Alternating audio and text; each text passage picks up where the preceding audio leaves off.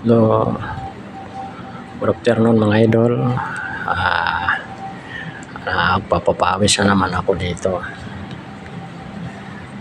Kaya warm up lang muna tayo mga idol.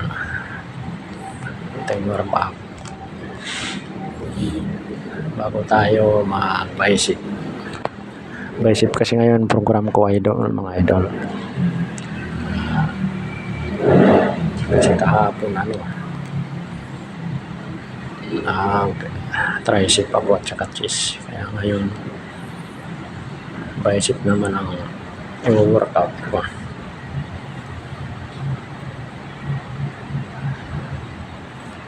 Workout to kasi mga idol, yung shoulder ko kasi parang ang sakit. Injury yata yung kabilang shoulder ko, kaya lagi kong ginagalaw sa sinisingit ko lagi pag nag-workout ako.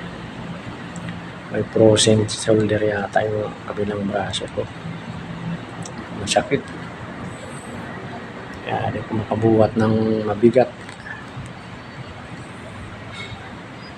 Kaya mga idol, huwag kayong magbubuhat ng mabibigat pag workout kayo. Hirap ma-injury. Matagal ng injury ko to, pabalik-balik lang, magtaglamig, bumabalik yung injury ko sa shoulder.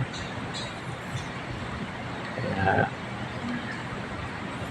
hindi ako makadagdag ng dumbbell sa pagbubuhat ko kasi sumasakit yung shoulder ko.